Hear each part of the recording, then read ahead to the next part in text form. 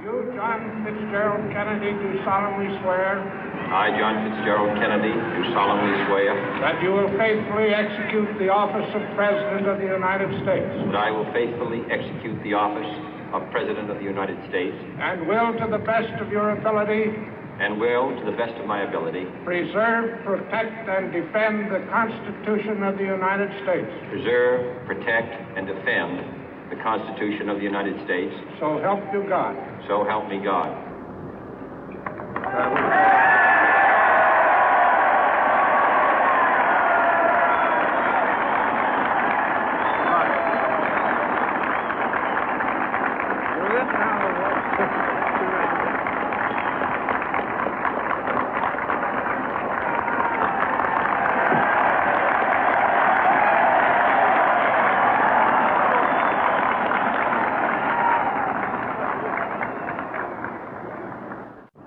Vice President Johnson, Mr. Speaker, Mr. Chief Justice, President Eisenhower, Vice President Nixon, President Truman, Reverend clergy, fellow citizens.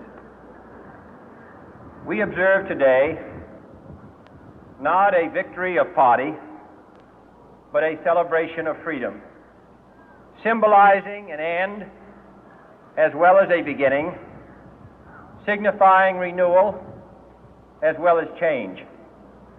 For I have sworn before you and Almighty God the same solemn oath our forebears prescribed nearly a century and 3/4 ago. The world is very different now, for man holds in his mortal hands the power to abolish all forms of human poverty and all forms of human life. And yet the same revolutionary beliefs for which our forebears fought are still at issue around the globe. The belief that the rights of man come not from the generosity of the state, but from the hand of God. We dare not forget today that we are the heirs of that first revolution.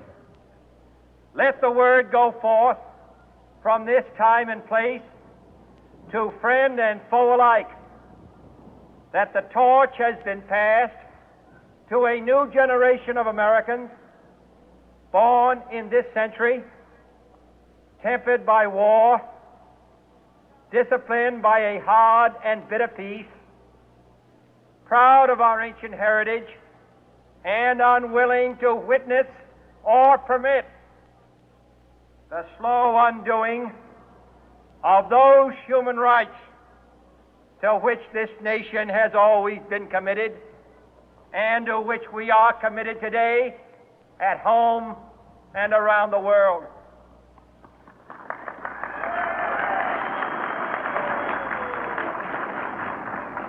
Let every nation know, whether it wishes us well or ill, that we shall pay any price, bear any burden, meet any hardship, support any friend, oppose any foe to assure the survival and the success of liberty.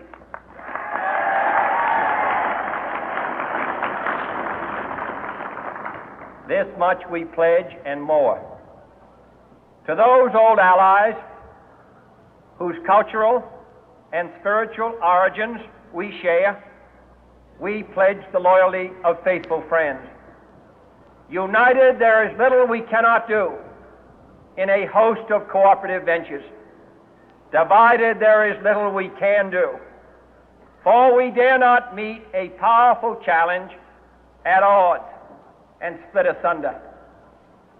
To those new states whom we welcome to the ranks of the free, we pledge our word that one form of colonial control shall not have passed away, merely to be replaced by a far more iron tyranny. We shall not always expect to find them supporting our view, but we shall always hope to find them strongly supporting their own freedom, and to remember that in the past, those who foolishly sought power by riding the back of the tiger ended up inside.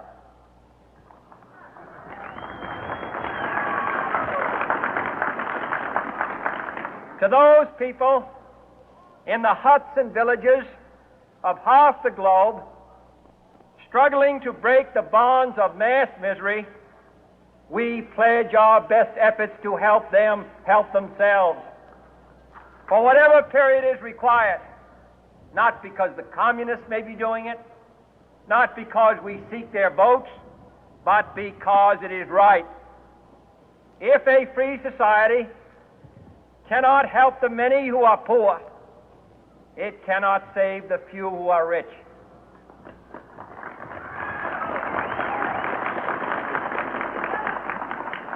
To our sister republics south of our border, we offer a special pledge to convert our good words into good deeds, in a new alliance for progress, to assist free men and free governments in casting off the chains of poverty.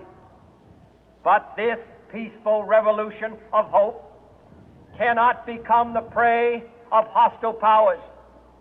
Let all our neighbors know that we shall join with them to oppose aggression or subversion anywhere in the Americas.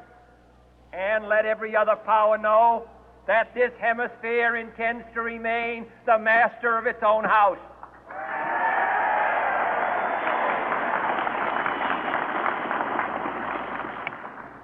To that World Assembly of Sovereign States, the United Nations, our last best hope, in an age where the instruments of war have far outpaced the instruments of peace, we renew our pledge of support to prevent it from becoming merely a forum for invective, to strengthen its shield of the new and the weak, and to enlarge the area in which